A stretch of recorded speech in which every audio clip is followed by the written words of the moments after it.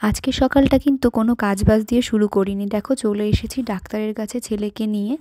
তো ছেলের এসেছিল রাতে জ্বর, সেজন্য ভাবলাম চলো সকাল সকাল ডাক্তারটা দেখিয়ে নিই। ওইদিকে ছেলের বাবা দাঁড়িয়েছে লাইনে, ও থাকছে না, সেই জন্য আমি ওকে নিয়ে এসেছি দেখো একটু বাইরে। এই যে ডাক্তার দেখিয়ে চলে এসেছি বাড়িতে। ছেলের শরীরটা এখন একটু ভালো আছে, আর জ্বর আসেনি, কালকে রাতেই জ্বর এসেছিল, তা ওষুধ টষুধ মানে নিয়ে এসেছি সব কিছু। এই যে এখন ওকে ঘুম পাড়াতে হবে, আমিও একটু ঘুমোবো। আমার শরীরটা খুব খারাপ, কারণ আমার রাতে ঘুম হয়নি আর খেতেও পারিনি ঠিক করে। এই যে এতগুলো ওষুধ দিয়েছে, বাড়িতে সব রকমের ওষুধই থাকে, তাও এক্সট্রা করে নিয়ে আসলাম। এটাও ছিল বাড়িতে, এই জ্বরের এই ওষুধটাও ছিল বাড়িতে, এইটাই রাত্রেবেলা খাইয়েছিলাম। আর এই ওষুধটা শেষ হয়ে গেছিলো।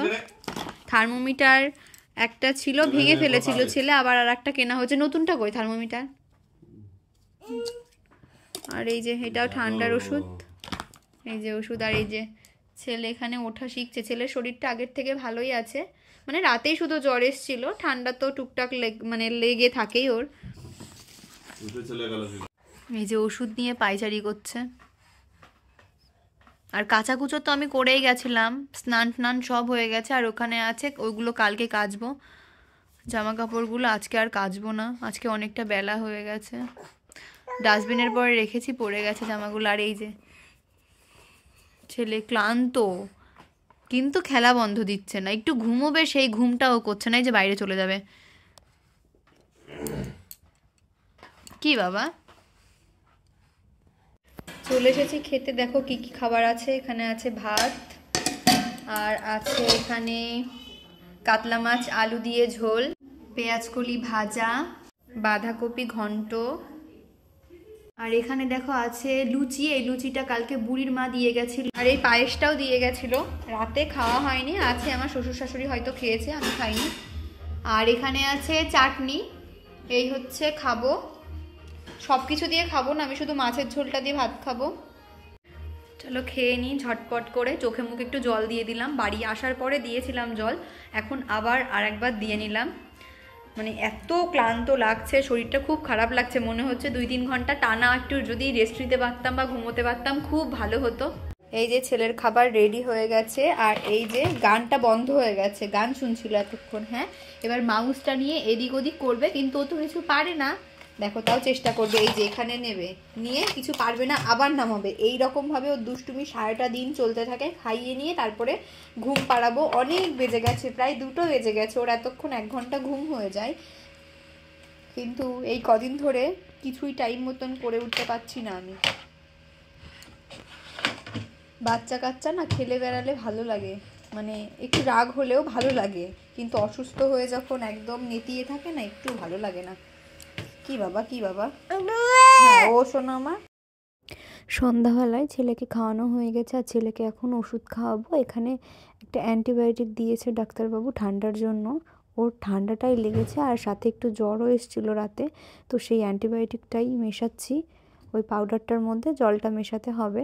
আর ছেলে এখানে খুবই খুবই জ্বালিয়েছে আমাকে আজকে সারাটা দিন, কি বলবো। আর বিছানা কাঁথার পরিস্থিতি দেখো, নাক দিয়েও পড়ছে জল। মানে খুব অসুস্থ না হলে না ও খ্যান খ্যান করে না, মানে খুব শরীর খারাপ ছিল ওর আজকে। আর দেখো টানাটানি করছে ওষুধটা নিয়ে, ও যেটা বলবে সেটাই করতে হবে, না হলে কান্না শুরু করে দিচ্ছে। আর কান্না করলেই তো কাশি হবে। আর বিছানা কাঁথা এখনও গোছাবো, তো শরীরটা আজকে পেরে উঠছে না, ওই জন্য কিছু করতে ইচ্ছা করছে না। মনটাও ভালো নেই ছেলেটার জন্য, খ্যান খ্যান খ্যান খ্যান করেই যাচ্ছে একভাবে। জানো তো আমার সঙ্গে এটা খুব হয়ে থাকে। আমার ছেলের যদি কোনো রকম শরীর খারাপ হয়, আমার স্নান খাওয়া তারপরে ঘুমোনো সব কিছু বন্ধ। আমি জানি এটা প্রত্যেকটা মায়েরই হয়ে থাকে। তো মা হওয়ার পরে বুঝতে পেরেছি যে একটা সন্তানের জন্য একটা মাকে কত কিছু সহ্য করতে হয় আর কত ত্যাগ করতে হয়।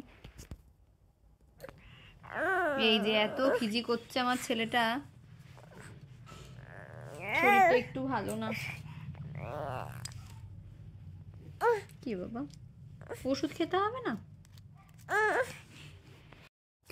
বাবা নিয়ে এসেছিল চিড়ে ভাজা, তো সেটাই ওর বাবাকে দিলাম। আর এখানে দেখো নিয়ে এসেছে আমার শ্বশুর মোমো। কালকে আমি মোমো খেতে চেয়েছিলাম যে আমার জন্য মোমো নিয়ে আসবে, কালকে চলে এসেছিল, মনে ছিল না, সেই জন্য আজকে আমার জন্য মোমো নিয়ে এসেছে। এখন বাজে প্রায় 8টা। দেখো চলে এসেছি রান্নাঘরে, বসিয়ে দিয়েছি ভাত। এখানে হয়ে গেছে দুধ জাল দেওয়া, ডিম ভাজা কমপ্লিট হয়ে গেছে। সময় তখন রাত 10:30। আমি খাওয়া দাওয়া করে সবে শুয়েছি, আর বর গেছিলো রানাঘাটে। তো বরও চলে এসছে। এই দেখো আমার জন্য নিয়ে এসেছে একটা ফোন, সেটাই ও সব কিছু সেট করছিল। আর ফোনটা কেমন হয়েছে তোমরা কিন্তু অবশ্যই কমেন্ট করে জানাবে। আর আমার ফোনটা কেনার পেছনে একটাই কারণ আমার ফোনটা নষ্ট হয়ে গেছিলো, সেই জন্য আমার ফোনটা কিনতে হয়েছে। নষ্ট বলতে আমার ফোনে ঠিকঠাক কথা শোনা যেত না, আর ক্যামেরাটা একদমই খারাপ হয়ে গেছিলো। তো আমার বর বললো, যখন ভিডিও করা শুরু করেছো নাও একটু ভালো ক্যামেরার ফোনই ইউজ করো। তো এই ফোনে, আর এখানে দেখো ফোনের কভারটা আনতে পারিনিও, কারণ দোকানে ছিল না, অনলাইনে অর্ডার করা হয়েছে। তো 2-1 দিনের মধ্যে দিয়ে দেবে। ফোনটা কেমন হয়েছে তোমরা কিন্তু আমাকে অবশ্যই কমেন্ট করে জানাবে।